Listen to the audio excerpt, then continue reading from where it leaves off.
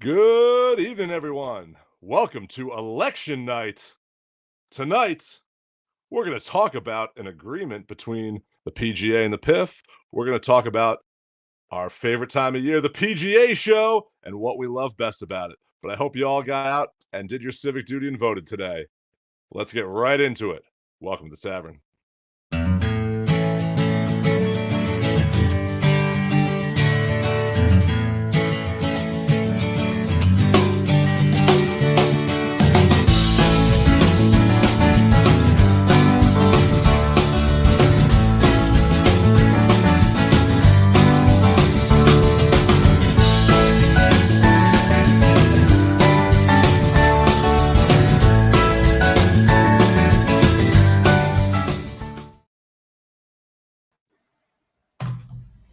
Good evening, everybody. What's up? Welcome to election night. Election Best night. night of the year. I don't know that I'd go that far, but okay. I was a political science major. I love this time of year. It's just fun. You get to see all of what our country thinks, what people are voting for. Hopefully, we don't have a coup at the end of this one. Hey, is Dave's camera working? Dave, nod yes or no down there. If you were, we got a thumbs up. Working. Okay, there we go. Welcome to the program, Dave. I'm here. Happy birthday, Will. Yeah. Yes, happy birthday, Will. Dave wouldn't Shameless be a plug. Dad without you. Yeah. Oh, nice. Yep. Forgot to. I didn't get one this morning when I voted, but my wife went to vote. I said, you got to pick me up an I voted sticker. I got mine right here. So, yep. Oh, mine's in my truck. Okay. But we all did our civic duty today, so big day. What just happened, Dave? I'm having camera issues tonight. I love live TV. Do you know what we need to do is we need to get a like train wreck video. So every time Dave does something crazy with his camera, we just run the train wreck video. So 3-4 times a show? Right. So yeah, exactly. It'd be fun. Yeah. It's interesting. How's everybody's weekend? Fun weekend with Halloween last week. Yeah. So we went out trick-or-treating, had some fun, and then just kind of relaxed this weekend. So it was good times. This weekend coming up, we're going on the Polar Express. So nice. Starting the holiday season down at French Lick. So we're going down to the French Lick resorts. Going down to French Lick. Nice. So we're gonna see it. Maybe I can sneak my golf clubs down. I don't know, but we'll see. Nice. What'd you guys do? Coach soccer and watch football. That's it. Literally. I don't want to talk about football. No, I didn't think you would. So I didn't bring it up. No, we don't bring it up. No. But they did just announce the college football playoff, the top 12, and I thought the rankings were fair. I thought that they were fair where they were. Right now, it would be very interesting to see my Nittany Lions play Notre Dame as it's slated right now. But okay. We'll see what happens with it. It's early, just like election night. It's early. We got a few more weeks and a lot more games to play before we know what December is going to look like. So, all right. With that, I think it's time for first round. Yeah.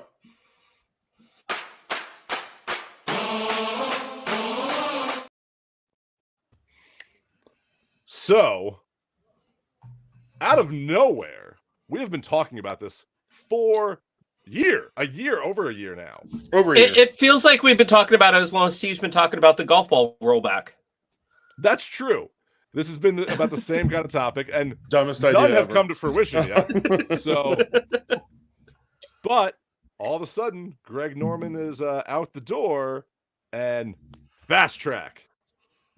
We have reports, none have been confirmed yet, that a deal with the PGA and the PIF and potentially Live is in the works. Yes, is imminent. Is like imminent. Yeah. What are we thinking? Where do we think? Tiger coming into the fold in this negotiation didn't surprise me when they brought Tiger in. the announcement that Greg Norman was out at the PIF also was out from Liv as CEO going forward, that they were looking for a replacement to replace Greg, was also the least surprising thing, I thought, because Tiger was not going to sit at the table with Greg Norman from the beginning of this. There was zero chance that was going to happen. Tiger has no respect for him. Greg has tried to basically get Tiger and get Tiger in his corner since Tiger turned pro, and Tiger was like, "Nah, I'm good. I don't need you. You need me way more than I need you, and I don't need you." And I think that when you look at Greg Norman and you look at the body of his career, he's a player that has been known more for his failures than is for his victories. And at this point, there is zero chance that Greg Norman was going to be at the table to get this deal done, because Tiger wasn't going to let it happen. And Tiger is the king in the room, and everybody knows it. So I think Tiger has taken over the role of what Jack and Arnie used to have. Yes. And I feel for the longest time, you would have thought that would have been Phil and Tiger on the PGA. Like, they would have been those sounding bodies. But as soon as Phil went to the live side, he's pretty much out of it. Like, I don't know. He's not the icon he used to be in my opinion out there.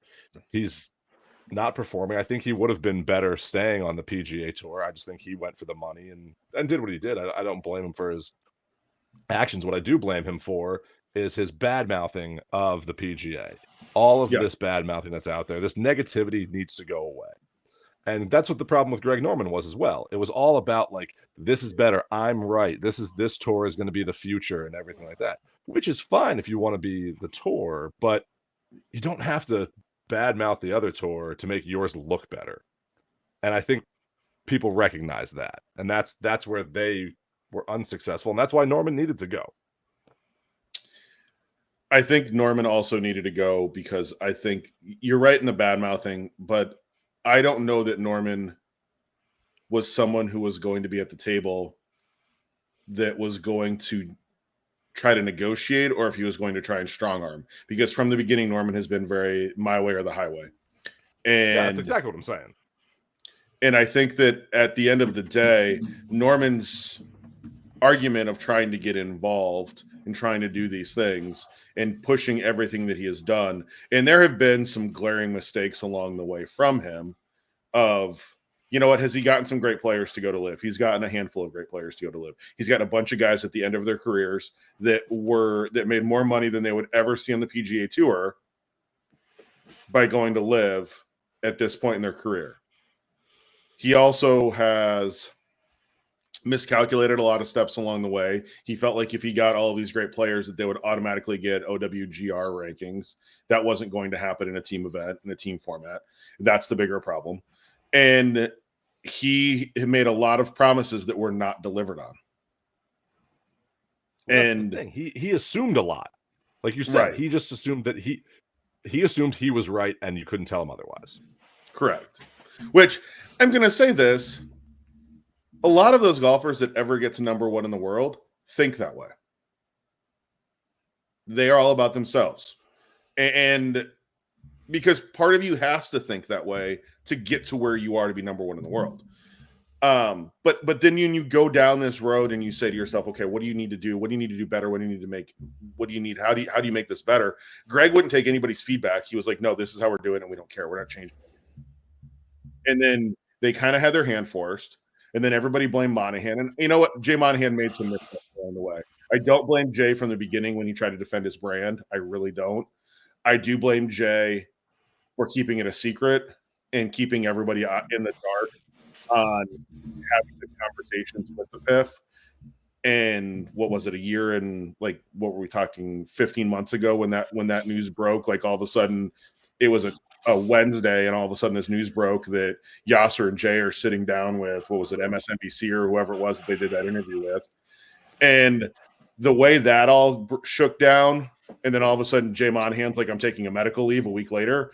I blame Jay a lot for things that went on then. I don't blame him from the beginning for I want to defend my brand and take up for my brand, because I think anybody else in his position as chairman, commissioner, CEO would also take up for their brand, because it was basically a hostile takeover that was trying to come in and take their brand. Well, and I think that he came into this wanting to protect the brand, wanting to protect his position, as he should in the position that he's in. I think where he went wrong is the biggest concern that a lot of players that went to live and stayed on the PGA was they wanted a voice. They wanted a voice a seat at the table. They wanted, because they're the players, they wanted to have some sort of say in it, and he didn't do that up front. And I think that he almost burnt a lot of bridges on his own side that really hurt him. And we criticized him for that on this show. We criticized him for that, and well-deserved criticism, because I think he made a mistake there. He has, I think, stepped back and now kind of let others be involved in this. And I think that's where we've kind of moved this along now, because him trying to move it along by himself was not the right answer. Right. And now I want to see where it goes from here. I want to see what Tiger's going to think, what Rory's going to think with this, and what they're going to do, because I'm going to do a shameless plug here. We're going to talk on the Halfway House this week about where we think this could go as a merger, and what events would look like moving forward on both sides. Well, the other thing we also need to discuss are the changes. Incorporate that in with the changes that the PGA Tour announced last week, with smaller fields, 100 players keeping their card, 125, 101 to 125 conditional status. What does that look like too? And what does that look like for events on the PGA Tour going forward and players? Like, there's a lot of moving parts that are going on right now in the state of the game of golf. And so, Dave, what's your thought on this, of this announcement that kind of still hasn't been made official yet, but seems like it's going that way? If this what are you thinking? We jumped into this, head first a long time ago, and it's a lot of, just like a lot of what's going on in the world today. It's a lot of hearsay. It's a lot of, he said, she said, and, we're going to have to wait till, Aaron Judge drops the ball again, here for this whole thing to come all the way into fruition.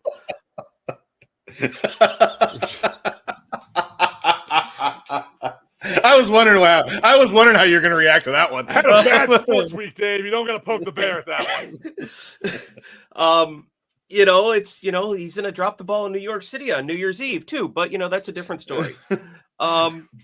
Hey, Dave, high five. High five, Dave. To be honest, that would be funny if Times Square said, "Hey, Aaron Judge, can you press the button to drop the ball on New Year's Eve?" That's all right. He'll miss the button on the first attempt. It'd be funny. Oh, sorry. But I don't think we could really, begin to understand the ramifications of what it's going to do with what the PGA has said, from the smaller tour fields, or the payouts, until this deal, until the ink is dried on the dotted line. The moving parts are going to continually change, week to week. Who's coming back? What do they have to do? Where's the rankings? You throw people, John Rahm, Brooks Koepka, DJ, and Bryson, probably stay within the top 100 to, if they were to get their cards back. Outside of that, what does that say to the only one? I mean, Cam, maybe Cam Smith, maybe. But what is that? What if the guys that are 95 to 100 on the PGA right now that have those cards right now, and you're bringing these guys back in? And yes, this has to go to. It's not just Jay and Yasir and Tiger and Rory signing on the dotted line here. This has to go to all the players, to be signed off on, and whether that's a 51-49, type of vote. We're going to have to wait and see, what happens. And I think it's fun to speculate on where this is going to go and where it's going to lead to. But until these deals start getting hammered out and, the whole framework comes, into fruition, it's tough to say. And I think to your point, Dave, I think that you can let them back, but I think they have to earn their way back into that top 100, top 125 spot. Yep. I think that they should have to play on the Corn Ferry or do something that says, hey, you left, you chose, you took your money. I don't think any of this, you need to pay that money back, you need to give that money back Yeah. stuff is going to happen. But I do think you have to earn your way back. Like, it's almost like relegation in soccer in Europe. Like, you got to play in the lower division and work your way up. I personally don't see them, and this is just my 2 cents. I don't see why they should be allowed to play in elevated events. I agree. That's what I'm saying. They should have to play in the lower events and earn their way to those events. Because the people that stayed, and to Dave's point, the people that aren't in the top like 50 that earned their way into that 75 to 50, that 25 there, shouldn't be pushed down because they stayed and were earning their way on tour. I'll give you a great name. At the same time, in this goes President's Cup and Ryder Cup. Is your event better with Bryson and Brooks there than it is without them there? I'm going to say this, and I will answer this question this way. The Ryder Cup, Europe winning the Ryder Cup was amazing for Europe. We didn't like it as Americans, but it was a great event. Bryson was there. No, I'm sorry, Brooks was there. The President's Cup, we loved the President's Cup. It was an old-fashioned butt-whooping. Were those players missed? I mean, here's the thing. If I'm the international squad, yeah, those players were missed. You could have had Waco and a couple other players that had gone, the Cam Smiths of the world, on that team. And could that have made a different outcome? Yes. Would it have been a more competitive event? Yes. Did we really miss Brooks and Bryson not being there at the President's Cup? No, we didn't. It was an old-fashioned butt-whooping. Greg, to your point, talking about those players outside the top 50, outside the top, look at PGA Tour winner last year, Davis Riley. Mm-hmm. Davis finished 71st or 72nd in FedEx Cup points last year, I think it was, with a win, 71. So I think he was the first guy out looking in to get into the playoffs. He's ranked 60th in the world when you look at where his world golf ranking is, because I looked it up the other day. Look at a player like Davis, who, what does that do for some of these smaller field events? Granted, he's a tour winner last year, so he gets in to the invitationals. He should get into, I feel like if you win a tournament on tour, you should be exempt into all the playoff events, all of the signature events anyway. But 72. So, but look at a player like Davis, who, again, great player, steady player, doesn't make a lot of mistakes. Moves it. I mean, if you look at him in driving distance, I want to say he's top 25 in driving distance on tour. But at the end of the day, would he be one of those guys forced out? As a guy who won at Colonial and a great golf course, who's won New Orleans, he won the team tournament at New Orleans. I think that's where you look at those guys like Davis Riley, that what does that do to him? What does it do? Like, there are a lot of questions that I think the rank and file of the PGA Tour are going to have to ask and say, what does this do to me? And how does this help me? You know who's been very critical of this from the beginning is Lucas Glover. That's the name I was about to say. I go, Lucas Glover is 78th and had a great year. Before, struggled a bit last year at times, and that's why he's down where he is, but still playing better golf than he played the past few years. Yep. And people always say that, these golfers, they're better, so when they play there, it would push these people down. But that's not the case. If you're playing good golf, you're playing good golf. Like, the difference between number 200 and Scotty, well, I'm going to not use Scotty and Xander because they're above a bunch of stuff, but the difference between most golfers is putting. Like, it comes down to, like, little things. No, like, so here's a funny stat. I heard this stat the other day. The difference between number one in driving distance on the PGA Tour and last on the PGA Tour in total driving is 5 strokes. Do you know what the difference is between number one in putting and the last player in putting? Half a stroke? Not even half a stroke? Not even half a stroke. That's my point. Like think about like when you think about driving distance, and again, they talk about rolling the golf ball back. All that's going to do, and it's just going to make the advantage of still the longer hitters. Yeah, it still plays into that. That's a whole nother topic. I know that's my soapbox. it is. But no, I think right. that there's I do think that the rank and file of the PGA Tour are going to have to ask a lot of questions when this goes to them.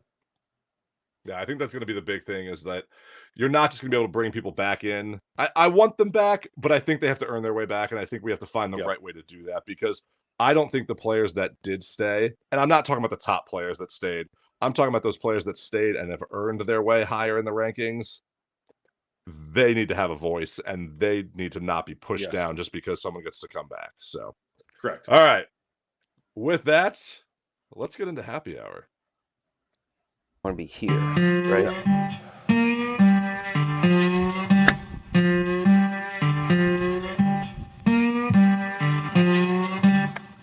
Okay. So sometimes we can't have live people live on the show, and we have to record it ahead of time. That's one of these shows tonight. So we appreciate that Greg from Scott.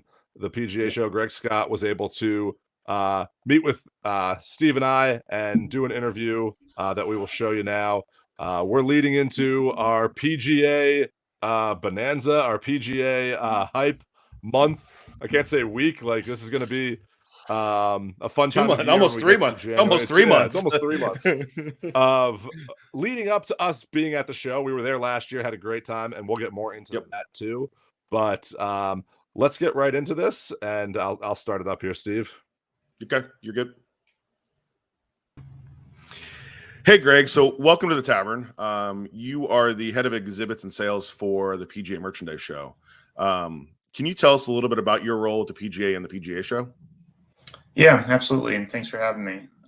So my role, like you mentioned, I'm the head of exhibit sales. So my team works directly with each vendor at the show. We work with them on their booth space, on any event activations, and then on setup to really make sure when they come to the event, they ultimately have a positive and successful experience coming from the show. Awesome. So Greg, the PGA Show, it's a great show. We love coming every year. Has had its ups and downs as a result of COVID in 2020. And you were one of the last conventions out there in 2020 because you're right before when everything kind of shut down. You had a virtual show in 2021, 2022. You saw a show without a lot of brands. And now this year, the show floor is booming. It's almost full again. Can you talk about how difficult it's been to manage a show through so many ups and downs and variables in the past few years? Yeah, I mean, definitely, COVID threw a curveball for everybody, right? So I'd say, for us, we had to really, especially coming into COVID and moving back into 2022, think creatively and trying to adapt to the changing market conditions and health and safety, all that stuff. 2022, I remember right before the show, it was our first event back in person, and we had a variant that kind of popped up right before the event. So even then, coming down to the wire, we still were able to put together an event that had over 600 brands, had 15,000 industry pros show up. And then from there, like you mentioned, we've seen the growth of the show kind of come back. I think it kind of matches the industry as well. Like during COVID, we'll all remember there was a golf boom. So whether that was on course facilities like newcomers to the game, or even off course with simulators, indoor facilities, the top golfs of the world, what we've tried to do is take the way that golf's booming and those new categories and products and think creatively how to now incorporate them back into the event to kind of match the show floor to what we're seeing out there in the market. So to your question, was it a challenge? Absolutely. But, it's kind of opened up some new ideas and new thoughts and ways that we can kind of address the show floor and bring in some new cool experiences. Nice. Awesome. Now, I've been going to the show since about 2014 regularly. Last year, coming out of COVID, was the first year I felt like, man, the show's back. Like, I really felt that way walking around the floor. This year, you've got about 180 new exhibitors coming to the show this year who will be alongside brands who have been exhibiting north of 30 years at the show. Can you talk about the importance of the new brands at the show annually? Definitely. They play a huge part. It's one way to keep the show fresh. Like attendees that come to the event, they are trying, part of their experience is trying to discover what's new, what can help their business, what can, help if they're a PGA professional, what can help their membership. So the new brands, as they're on site, it's a really important kind of discovery path for those attendees. And it's not just specifically new companies. Like I know existing brands, they also have new products, but just that kind of attitude and culture of discovery on the show floor is really important. And it adds to, I think, a lot of the energy as we kick off the year. It's a launch of the golf season. We're in January, a lot of courses are taking a break right in the colder areas. So I think for new brands, it's a great launch point, but it also helps us as a show kind of help showcase all the things that are new, exciting, and what consumers or membership at courses can see in the next few months starting the season. That's nice. Cool. We love that you bring those new brands in, but also you have brands that have been there, like Club Pro, that have been there over 35 years. When you talk to these brands that have been there for that long, what do they say are the reason they come back year to year to Orlando? Yeah, part of it, we talk to hundreds of brands each year to try and, understand and figure out what their goals are for the show. And in my experience, it comes down to a few different things, but core to that is one, meeting with their existing partners or buyers or accounts. A lot of these brands have new products to launch or new technologies. Like they're trying to adapt, just like we did as a show through COVID. They're trying to bring together new ideas and concepts or products to their buyers. So being able to kind of have everybody in one place to start the year and get the word out and meet with these potential partners is really important.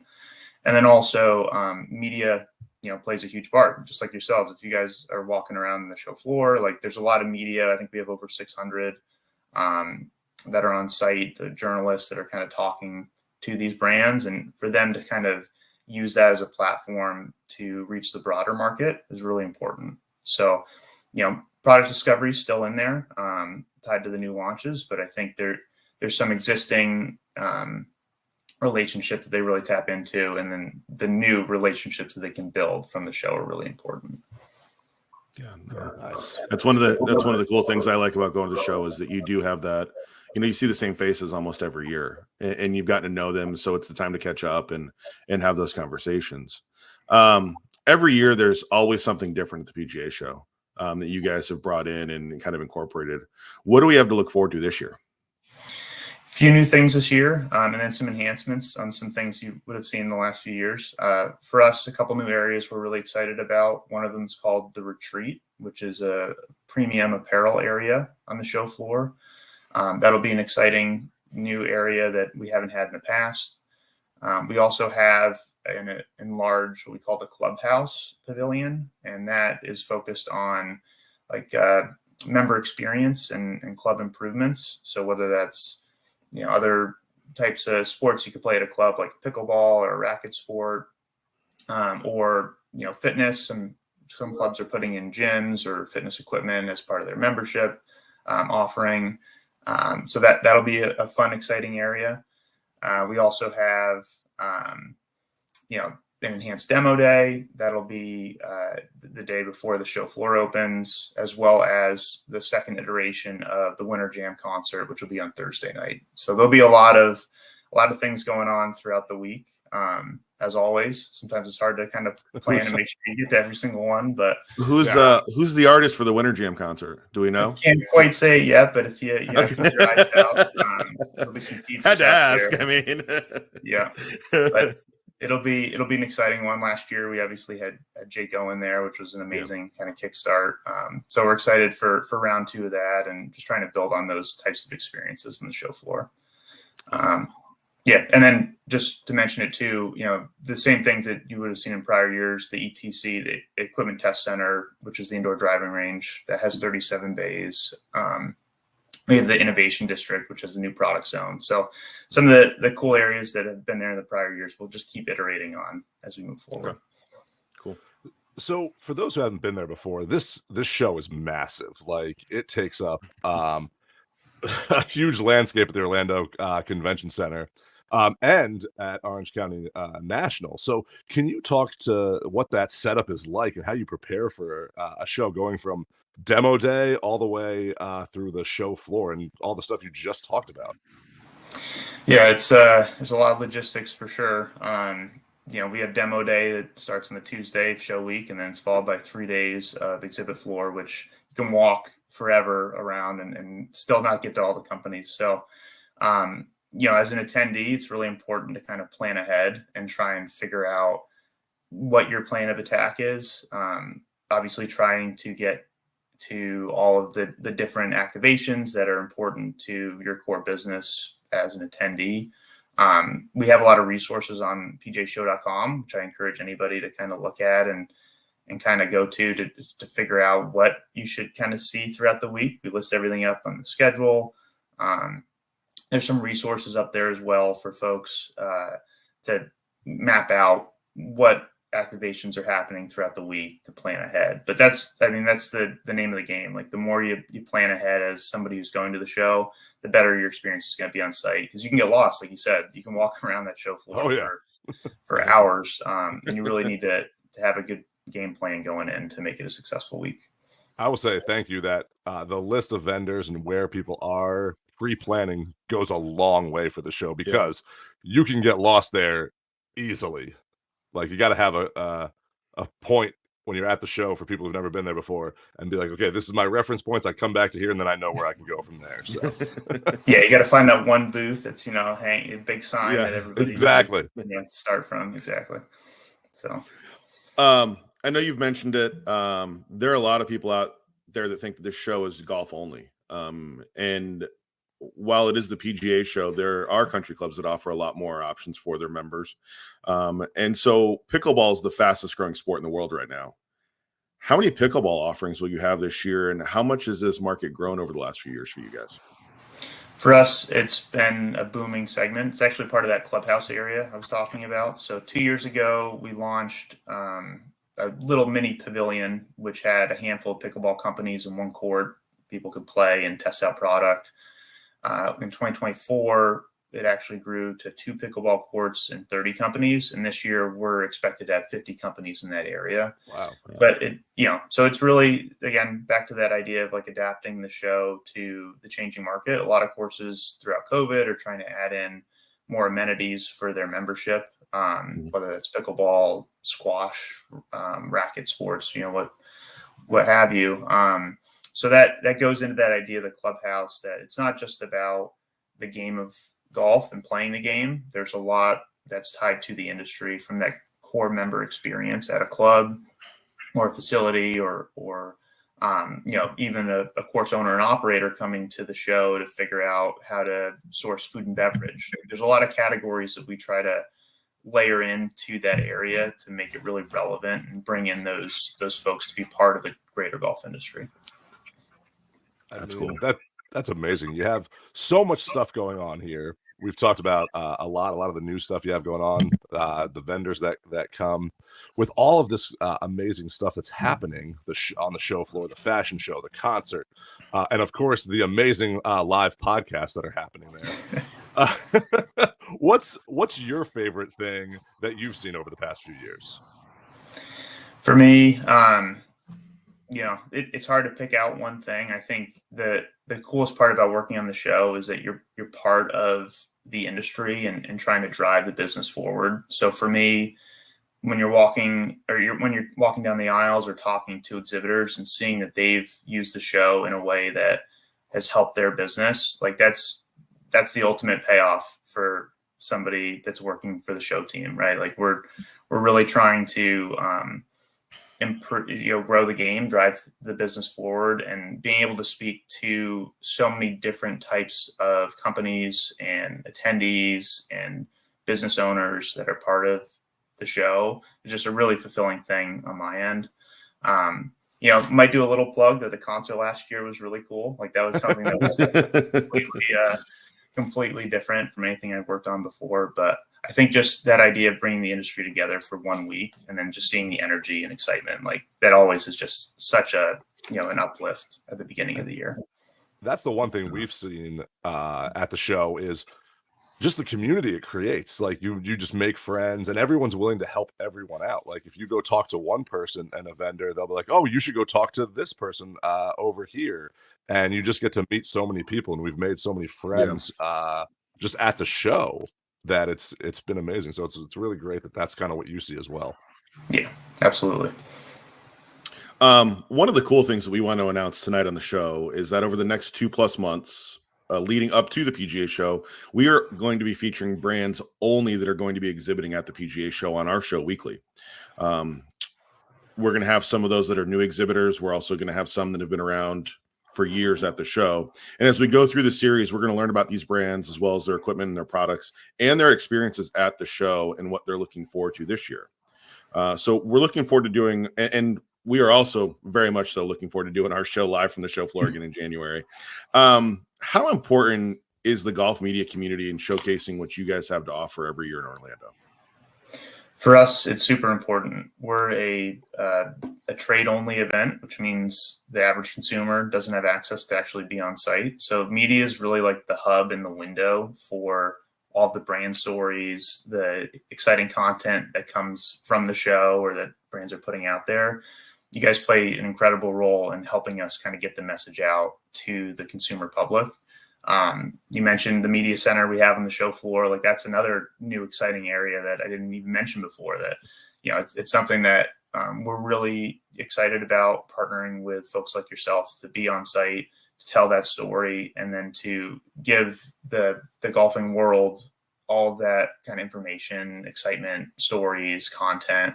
Like it's a really, really important role for us, and working with folks like yourself to be able to share those stories is like a huge, the ripple effect coming out of the show. It's always fun to see the stories and read the write-ups and listen to podcasts.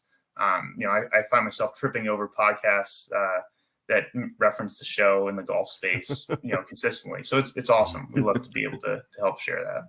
We loved that media space last year because right on the floor, people were walking by. We got to interact with people live on our show, which is great because we do it live every Tuesday. But being together in Orlando made it so much more fun. So thank you for putting that media center together, because it made that interaction with everyone there, and we had people just walk on our show and come on, like talk about products. It was a great experience. So keep up the great work. That was really cool. It was really cool. That's awesome.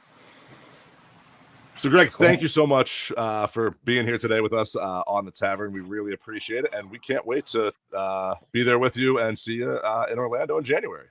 Yeah, thanks so much. Thanks for having me, and looking forward to it. Excited to see what brands you talk to over the next few weeks. We'll see you in January.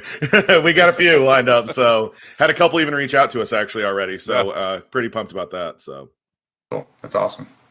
It's a lot of fun. Thanks, Greg. Thanks, guys. Appreciate it.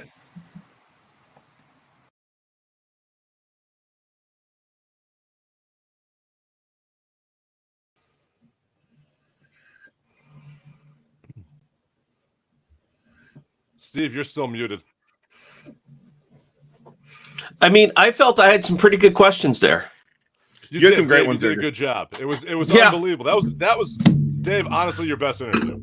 Virtual Dave at its best. Wow. That was a fun interview. Greg was a great guy, and it was a great insight to kind of seeing what it takes to set up the PGA Show. And there's so much. I mean, last year we kind of got lucky, and I'll say this: we got we got to go onto the show floor before everybody else did last year to see that space where we did our podcast from. And don't give away our trade secrets. Yeah, no, and I will say that it was,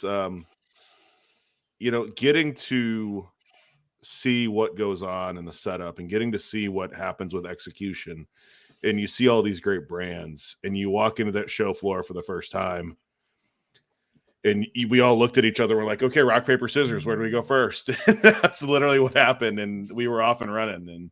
And, I'm excited. I'm excited for this year.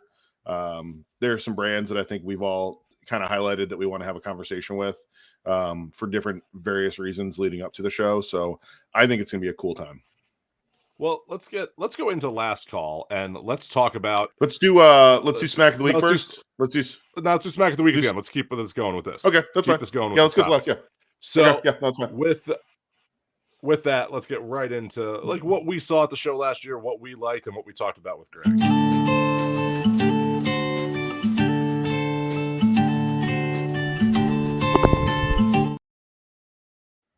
So, as we talked with Greg, it takes a lot to put the show on. It is a massive space.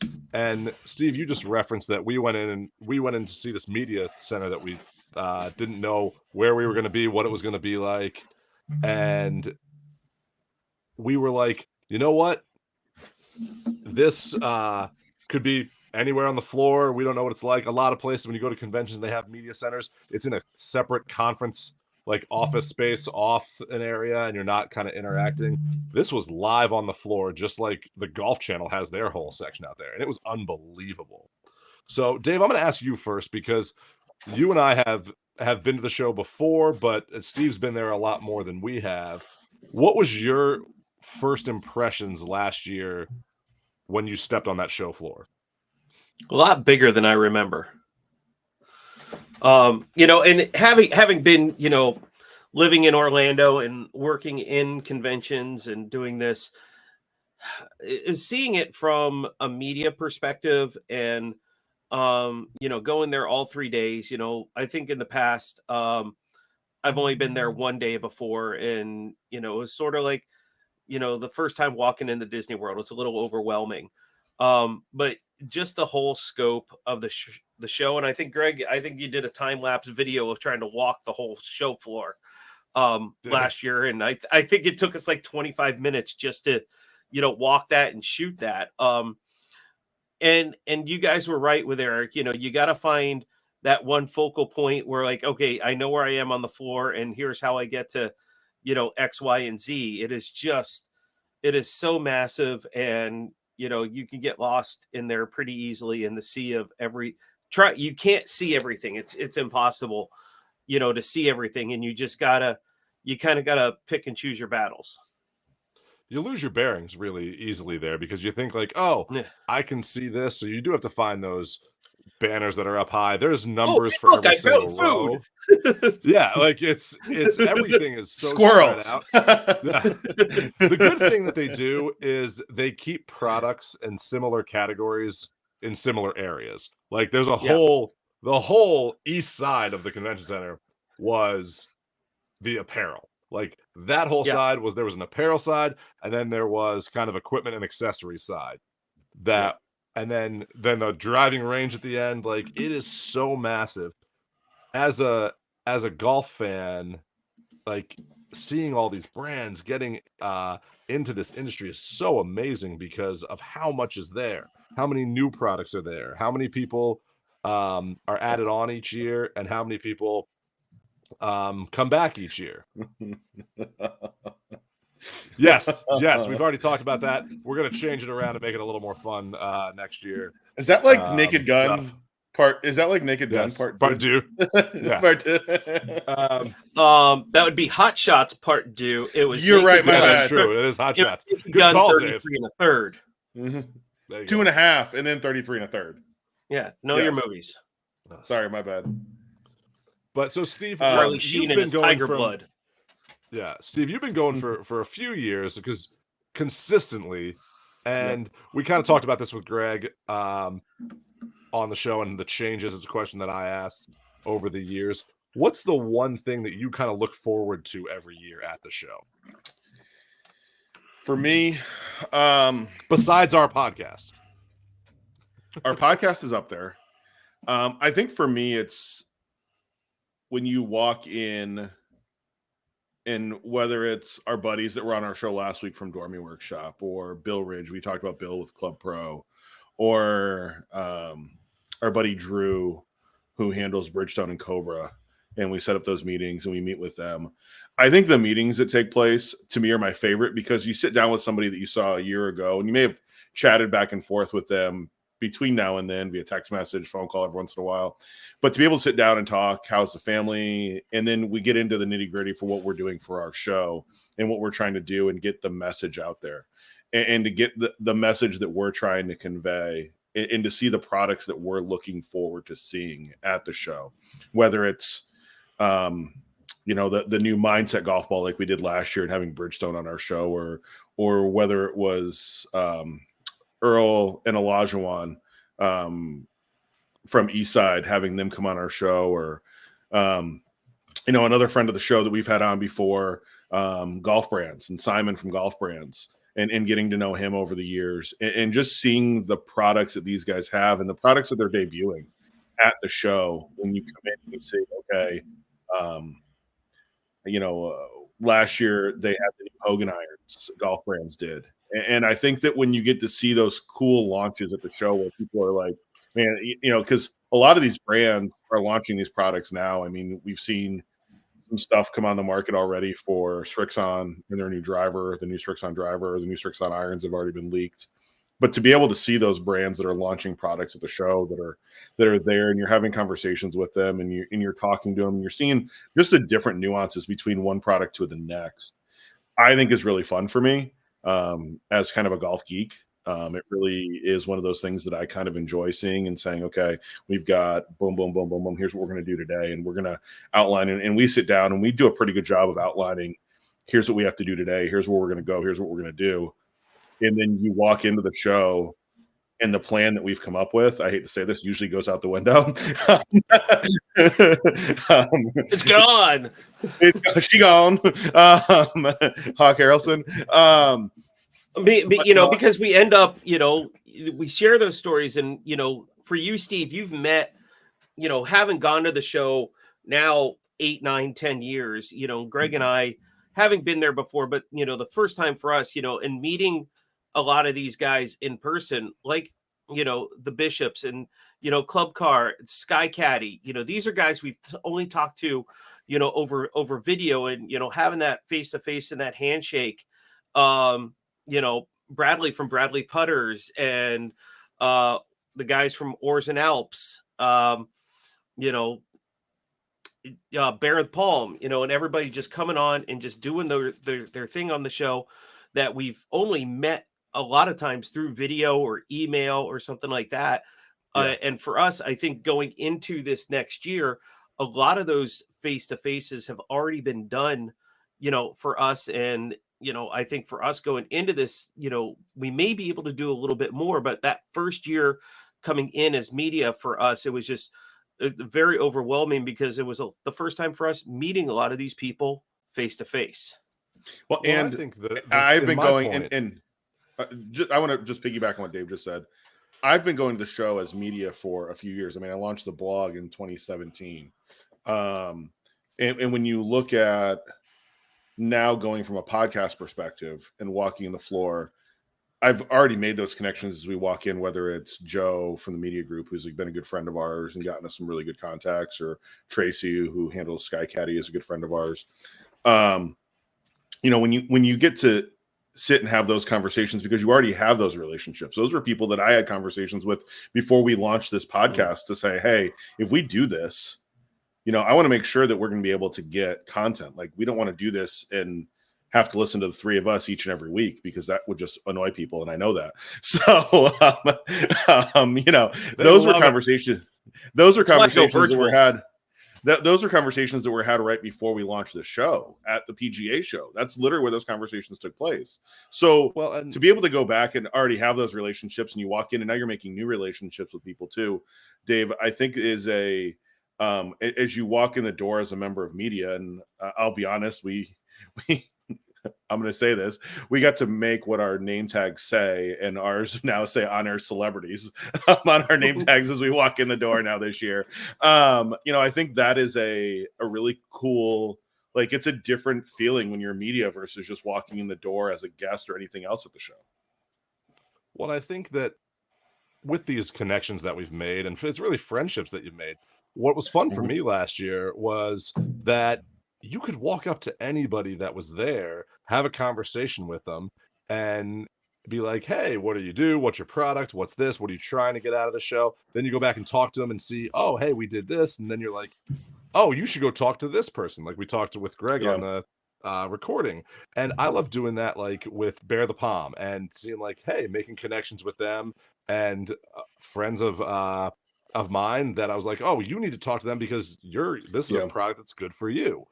It was also fun, like our buddy Scott at Desert Fox. That was kind of a pinpoint location for us last year. We just kept checking in, like, hey, what's going on? Who are you talking with? Who are you getting with? There, and we might have almost ransacked his booth too at one point. That was true, but that was true. We almost did that. Or it's just like, hey, do you guys have any hangover recovery kits left? We did have a few of those hanging around. But the other thing that was very nice about this was other bloggers and other podcasts that were there were like, oh, I talked to this. Oh, you should go talk to this guy. And we were kind of sharing that with the industry. We weren't trying to compete with each other. No one was trying to do one up anybody else. Everyone's there to help everybody out because this community is about that. It's about helping people out. It's not giving away contacts. It's not getting people's foot in the door for other reasons, like after you got your foot in the door. But it's like, hey, you should go talk to these people because they're going to be open to what you have to say. And it's fun to share that passion for this industry. And that's what this show is about, is sharing a passion for the golf industry and growing the game. We talk about growing the game. This is what is growing the game, is these products and these people that have a passion and now want to make something. Like I talk about Bear the Palm. They work for kids with autism that find clothing that also play golf. And it's a great way to kind of think about that brand that no one else really looks at. The Simon with golf brands, that was a great connection that we had, and talking to him about, hey, who are you seeing, what are you seeing with the show, what's it with your brands, and connecting them with other people as well. And that just made it so much fun. I wanted to hear the stories about how they were doing and how they were promoting their products more than I wanted to promote our brand. I wanted to see like, hey, this is what it was, and how can we help you? Because that's what we do here. Our podcast is about helping brands promote the game and helping them promote to people out there. We want to help brands. So if you're out there and you're watching this show and you're saying, hey, I'm going to be new to the PGA Show, reach out to us, because that's what we do. We talk to people and we want to help promote your brand, whether it's at the show. And we have some slots available coming up on our show. Yeah. And that's what was so fun about it. I mean, we talked to Berdogi, like his channel there, and what he was doing and what he was seeing at the show with his contact. We talked to Caddy, Gary, the Caddy. Jerry Carey. Jerry Carey. We talked to him about what he does. Hayden, our buddy, the Orlando golfer. If you're watching, what he's doing, and they're doing different things than what we do. We're more of a news outlet for that. When they do more of the content for that, so it's fun stuff that everyone gets to share what their impact is on this golf industry. Yep. Now, hey, really quick, our buddy Eric, Greg, said anytime we want a behind the scenes look, to let him know, and that you have to make a plan. And he wants us to take the show to different booths this year. So maybe a few more booth interviews along the way this year. That we did a few of those last year. Let's do a few more of those this year. I think we do need to do more. We had some fun ones. They were kind of like off the cuff, and I think we just need to go up to people and ask about like, hey, we want to promote your product. We just found some unique brands last year, and we were kind of getting our foot wet in the convention center. This year, I think it's going to be more of that, like, hey, we're going to target things that are out there. And if you want us to come to your booth and you're watching, hit us up, let us know, because we are more than happy to come promote your product. And maybe not live, but sometimes we'll do some post some stuff on Instagram and TikTok. And one of my favorites, Fly with Wine, wine suitcase. Oh, yeah. I'm gonna have a video coming out. I just haven't had a chance to post it, but I did bring some bottles back from France in that suitcase, and I'm gonna show everybody how that one worked out. I just haven't had a chance to post it yet because I'm lazy. And that was a unique one. That was a unique one that we met last year. That's true. But it was a unique product that we saw for the golf industry that's mainly for wine, but it was something that tied to what you do on your other job, Dave, on your day job. And it was kind of cool to kind of see how that interaction with people is, hey, we both have the same passion. Let's help promote this for everybody. Yeah. All right. Hey, let's do Smack of the Week and wrap it up here.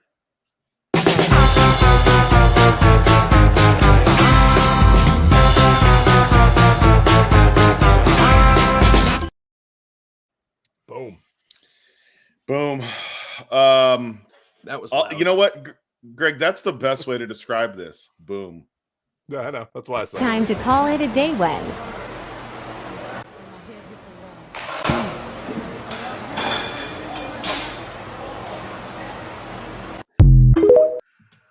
It's good You didn't need to contact. show the you didn't need to show the Yankees batting practice. That's true. No, I was Kid hit the waiting ball, for Dave. I was waiting for Dave to make a comment on that. Well, he hit the ball.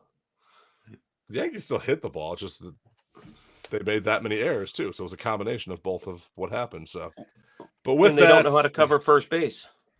No, that's just Garrett Cole. So $144 million later. oh my, don't get me started. With that, we hope that you keep up with us every week, because we're going to have different brands on here about the show, about the golf industry that have been there before, that might be new to the show this year. So we're going to have a variety of different things. So keep watching, keep looking out for all that content. Also check out our other show, The Halfway House. Got some fun content on there and some more fun content coming up. Cheers, Have a y'all. good night, everybody. Deuces. I'm really fortunate, man. I mean, that's an opportunity to build something that's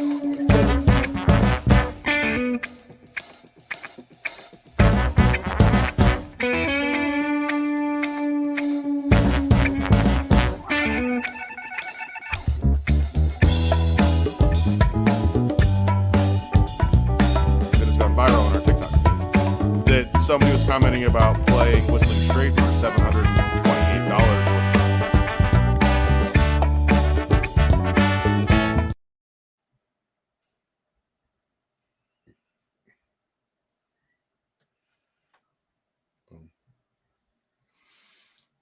Still live. Yep. So everyone's watching right now. Yeah. They're having trouble. Welcome with back.